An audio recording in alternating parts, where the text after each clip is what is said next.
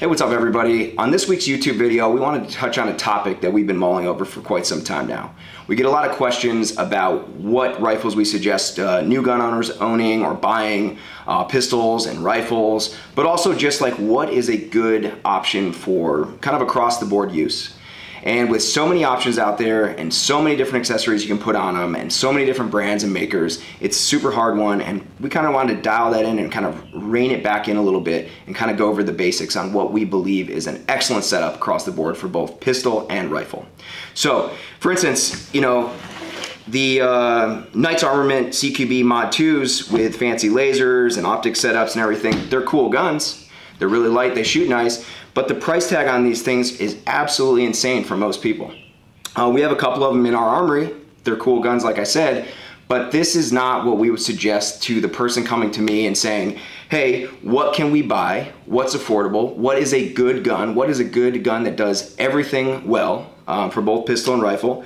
And so yeah, we just wanted to kind of use that as an example, but we wanted to bring out what we're really talking about here. Now, last week, we posed a question on our Instagram page, and it was if you could only have one rifle and one pistol setup, kind of a one-size-fits-all approach, something that does what you need it to do and it's dependable but doesn't break the bank, what would that be? And we got a lot of good questions about it. We got a lot of people saying 14.5s and Glock 17s or Glock 19s, and that's kind of along the lines of what our beliefs are. And we're not the only company to say this. There's lots of companies out there, and for good reason, who kind of toe this same line. Now, we, after doing a bunch of testing and using various rifles, we got a lot of stuff in the armory here, and we've been using and shooting guns for years. We've kind of come up with this. 14.5 BCM rifle is what we would suggest for what could be considered an entry-level rifle, but also an intermediate to advanced rifle that's going to work and going to be dependable. We've been running BCM rifles for a long time. This is not a paid partnership. We don't get anything from BCM. We've purchased everything that we own through them, and we don't even sell BCM. We're just trying to kind of point out what we've found through our testing and over the years, and what we think is a great choice for most people. Now, we are fans of Glock here, and we believe that BCM is like the Glock of rifle companies.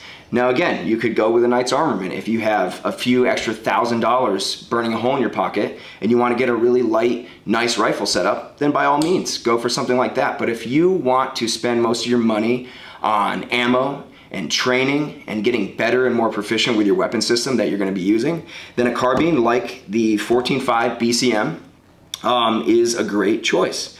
So this one is pretty moderately set up. We didn't want to go too crazy with it. We wanted to just hit the basics and talk about that a little bit.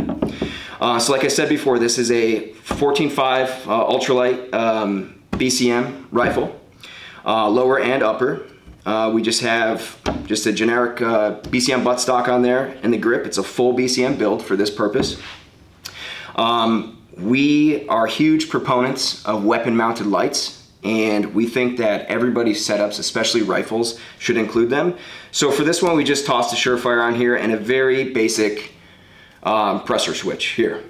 For this instance, we're using a Unity riser. I do like the riser height a little bit. There's arguments to be made depending on your use case of if you need a riser or not and what height is best, but I'll let you decide that and do your research and see what works best for you.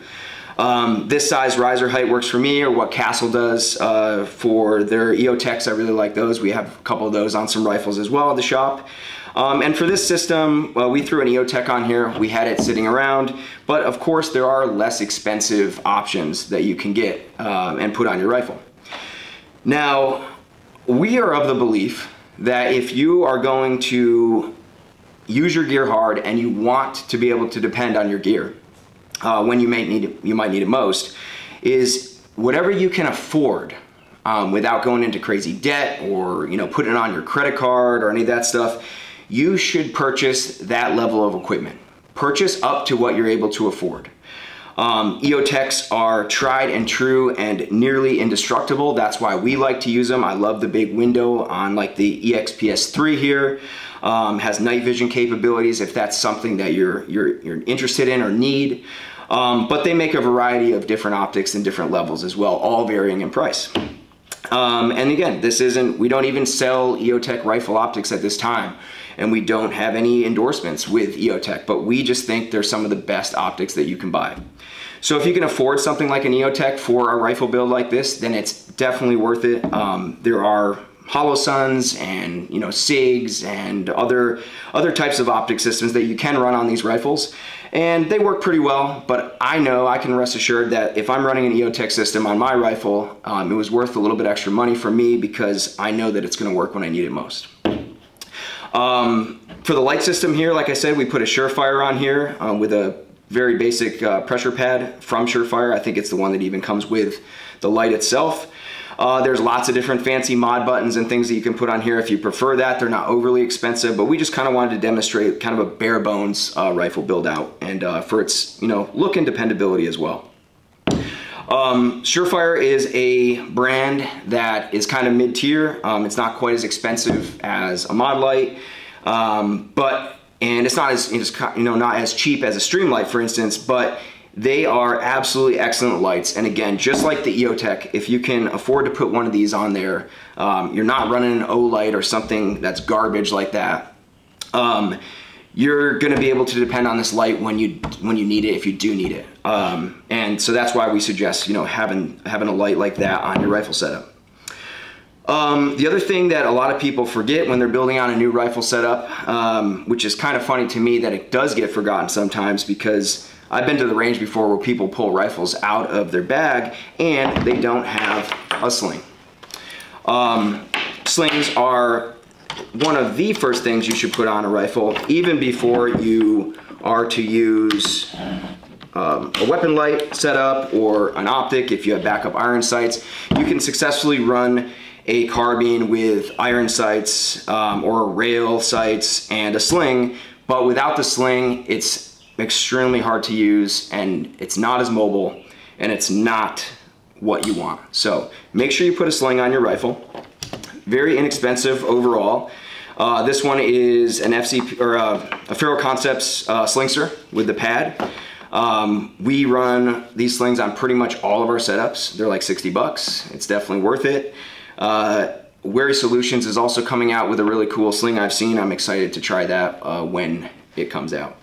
But yeah, slings, lights, optic system, and a rifle that is going to get the job done. So like I said before, the BCM 14.5s, just overall builds here, it's a good length overall. You're not going to run into issues. You're gonna be doing your 14.5 with a 1.5 inch muzzle device like on this one.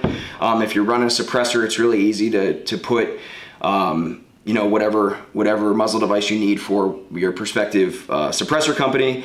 And then if you're worried about it, or you're in a state where they're weird about things, or you don't want to SBR it and deal with that, whatever you do with that is your choice. But you won't run into the issue of this becoming a short-barreled rifle with a 14.5 barrel with a 1.5 inch muzzle device that gets you your 16 inches. So like I said, yeah, back on that. The BCM, we believe, is like the Glock of rifles. And to get to that point, and we've said it many times over and over again, and so this is going to come as no surprise to any of you, but if I were to choose one pistol for the rest of my life, it would probably be a Glock 19. Clear and safe for all of you at home who like to complain in the comments and worry about stuff and police things. We're doing as best we can here to be as safe as possible. So this one is a little bit built out. It's not the perfect example. A stock Glock or a stock Glock with MOS capabilities for running an optic is a great way to do it. This one right here is running the EOTech E-Flex on it. It has the Delta Point Pro footprint. I'm a pretty big fan of the E-Flex. I don't run it on my personal gun. I do have an Acro P2, but the reason that we put it on this gun to showcase this video is that this is EOTech engineering with Holosun red dot, pistol red dot pricing. And there's a lot of cool features about this. Runtime, it has extremely long runtime. I find the dot to be plenty bright. There has been a little bit of controversy about that. I haven't had an issue with it. Top loading battery, so you don't have to re-zero every time when you change it out, and it takes months and months and months of use to have to change this battery out. Because it's the Delta Point Pro footprint, it's a little bit wider, so you have nice wide glass for viewing. And we're big proponents of running red dots on pistols because with all the different good red dots on the market now, the pricing is not that insane. You don't have to spend $800 on an optic anymore. This one comes in at around $300 or $320, I believe. And we have them on our website as well for sale and shipping daily as well. But an optic is like the cheat code for pistols. Anyone who's shooting pistols in this modern day knows that if you don't run an optic, it's kind of an old thought. You might be an old fuddy dude. I was like, nope, got my iron sights on my 1911, 2 world wars, yeah, whatever. Red dots are like cheating. You put a red dot on your rifle because it's far superior. Why would you not want to put a red dot on your pistol? It's the way to go. Trust us on that. If you haven't used one before, try to use a friend's. Go to a range where maybe they rent pistols out and you can try stuff out before you buy. It's going to change your life. Once you get used to it, it's going to be far superior than any iron sights that you've run before. When it comes to everyday carry and pistols, we of course want to have the best advantage possible. So that's why we are very much promoting red dots and weapon lights on your pistol, just like on the rifle, on the handgun as well. This one is a TLR7A. We like where the toggle switches are. It's nice and compact. It has a good enough punch for our use case. It's good for concealment. On my outside the waistband holsters, I like to run the X300 Turbo, but it's a little bit longer than I like for concealed carry on a daily basis, so this one works great for that. The Glock is a pistol that is probably most widely used around the entire world, and for good reason. Glock is tried and true for many, many years, and it is just the kind of gun that you can pick up and use in every use case. You can customize it as you want or need, or keep it as stock as you possibly want. Out of the box, the Glock works well for most people. Just like the BCM, the Glock is a more or less indestructible device that it's not perfect in every regard, but it works great across the board, and that's why if you were to pick one pistol, this would be the pistol that I would choose. I have big hands, so there could be to be said that maybe the Glock 17 is better. That's one of the things that was commented on at multiple times in our question that we posed to you all last week. I like the 19 size for concealment a little bit better. Everybody's body type is different, but I do like the 19 size. Now, like I said before, I do have pretty large hands, so I do prefer the 17 grip. So my personal carry is a Glock 45, so I get the best of both worlds.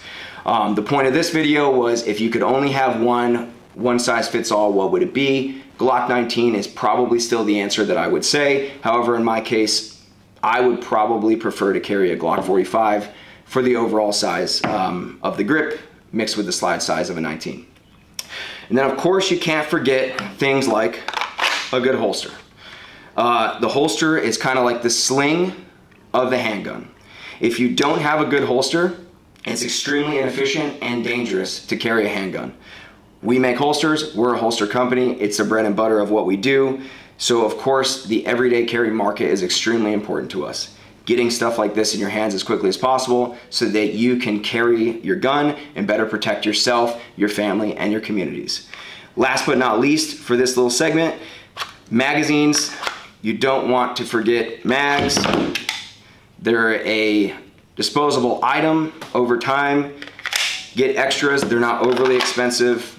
You will thank yourself later when you have a little stash of magazines for both your rifle and your pistol. All right, take care, guys.